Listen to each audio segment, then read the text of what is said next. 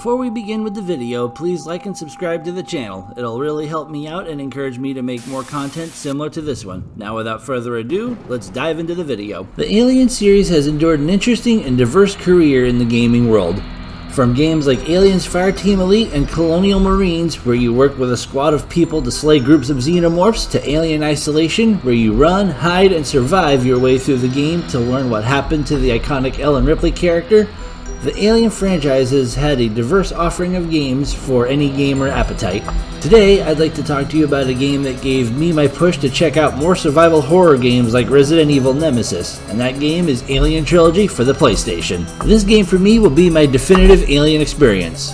You have your tracker, even though it's remotely useless. You'll have your weaponry from the Aliens movies ranging from pulse rifles and shotguns to my favorite, the smart gun. This game for me at a time was a perfect balance of suspenseful build-up and execution of its action and horror elements. You have your adrenaline rush of an opening that perfectly sets the tone for your experience going forward.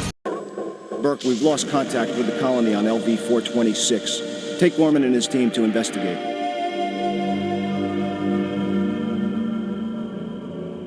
We don't want anyone to learn that the company has deliberately infected colonists in order to smuggle alien specimens past ICC quarantine. Yes, sir.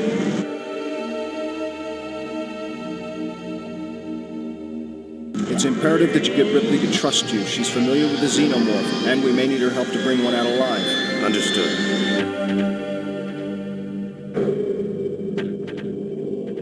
All right, understand this. The Bioweapons Division had orders to eliminate anyone who attempts to interfere. Obviously, they won't be aware of your team's mission.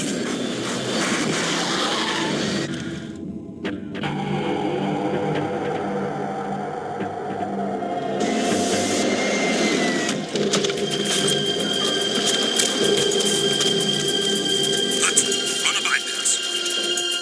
Good luck, Ripley. Accessing computer system. Security codes. We're in. Stay frosty, people.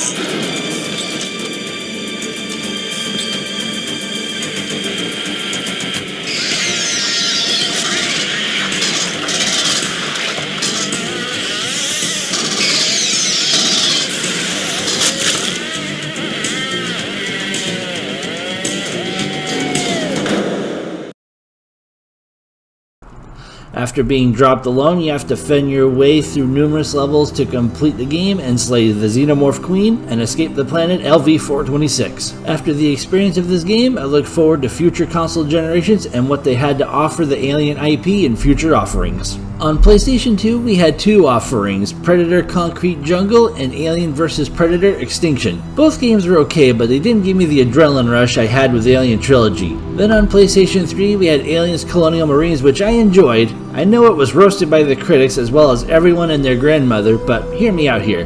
The game got the look and feel of Aliens down pretty good. I know it has its flaws, but I feel like I was part of the Fireteam when I played Colonial Marines. I enjoyed the tracker as it built tension even though it wasn't really that accurate. I liked the weaponry as it got the pulse rifle correct, and I enjoyed the HUD as it looked like the Marines from the movies. We even got a couple new breeds of aliens in the game as well. The game had more right in the terms of look, feel, and weapons as I felt like I was walking alongside with the Marines from the second movie. In Alien Isolation, I'm not going to take anything away from this game, as it's a beautiful looking game with ratcheting tension as you try to run and hide from the singular xenomorph and the various androids hunting you down. This game looks great and deserves the accolades it received. This just wasn't my cup of tea, as my old ticker of a heart couldn't take the jump scares like it used to. This is a great game that deserves its place among great Alien games. If not, it's probably the best Alien game today. Fast forward to Aliens Fireteam Elite.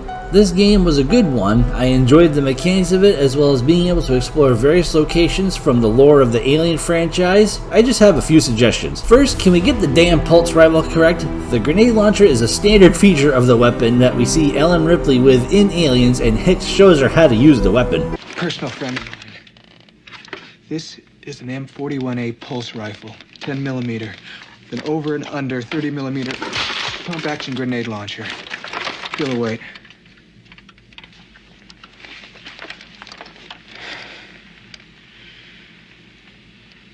Okay, what do I do?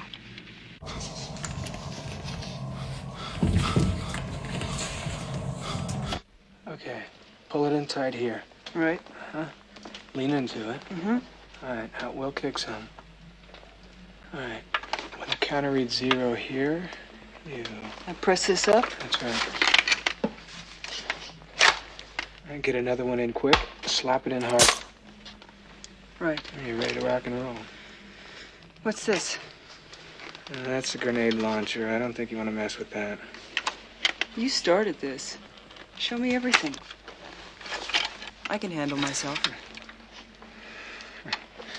Yeah, I noticed. In the scene, we see the gun has a grenade launcher by default even in Alien Trilogy. The pulse rifle in this PlayStation 1 game has a grenade launcher from the start when you pick it up. 2. Does every game need multiplayer aspects? Even God of War, Horizon Zero Dawn, and The Last of Us are great single-player driven games that don't shoehorn in multiplayer to rake in that section of players. I know in Fireteam Elite, if no other players join your lobby, yes, you can play on your own, but what's wrong with a single-player game such as Colonial Marines? Lastly, can we get rid of the way the perk system works in that game? When I upgrade my character, I don't want to play a puzzle game to get my upgrade in working order. If I want to buy an upgrade, I want to use that upgrade along with the other perks in my build with no puzzles required.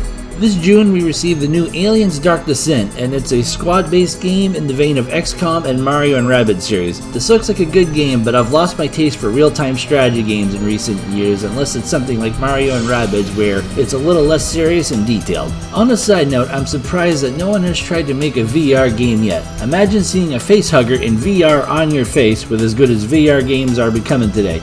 Imagine an Aliens Marine style game in VR. Here's my proposal for an Aliens game that I would not be able to resist today.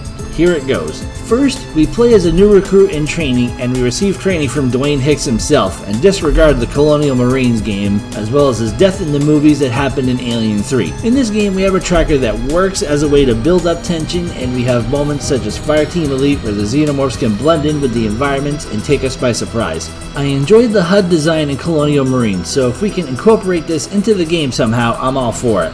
We have an XP system where we can spend our XP points on perks and upgrades between missions. What took me out of the experience a little in Fireteam Elite was how we were in a cavern or something, end the level, go aboard the ship to buy upgrades and such, and then we were back in the cave at the start of the next mission. If there's an XP or perk store, incorporate it organically into the game. Have a shop for weapons and tech upgrades when the airship rescues us at the end of the chapter, but use XP to unlock perks, physical character upgrades as we progress through the game. Story-wise, we can investigate famous locations from the movies like LV-426, as well as elements from the new movies to fill in lore and things to investigate. Bottom line, we try to learn how to eliminate the xenomorph threat once and for all. As we progress, we can see Weyland-Yutani had been experimenting with its race of creatures and create new forms of creatures, such as having them crossbred with animals to create more scary variants. Bottom line, I want something like Burke did in the Aliens movie where we're backed into a corner and have to fend for ourselves temporarily as we learn of a teammate's treachery. As an Easter egg, we can hint to the Predator near the end of the game that we can lead to DLC where we play as the famous hunter. The focus of this game is on the Marines and the mission to exterminate the infamous bugs for good. Lastly, I want this to be a single player game. If a multiplayer component has to be in it, I insist on it being akin to couch co-op, one other player and less internet connections to worry about. We play on the couch with a friend or one other person online. No multiplayer. Growing up, I liked playing this style of game over the years, and this IP has had its ups and downs as far as content created for it in the gaming space. I feel with the right story and mechanics, an Alien Marine type game can work if it's made correctly. All I make is a humble request: no multiplayer. I want to play on my own without needing or depending on someone else, and give me some decent AI to partner with and play on my own. If I have a friend over, I'll play like Gears of War and have some good old-fashioned couch co-op. So what are your thoughts? Would you like to see a single-player driven alien game? Would you like to see variants of xenomorphs bred with other creatures? What's your favorite alien game? Sound off in the comments below, and I'll see you in the next Grim video. If you liked what you just watched, like the video and subscribe to the channel. It'll help the channel grow and encourage me to make more content just like this.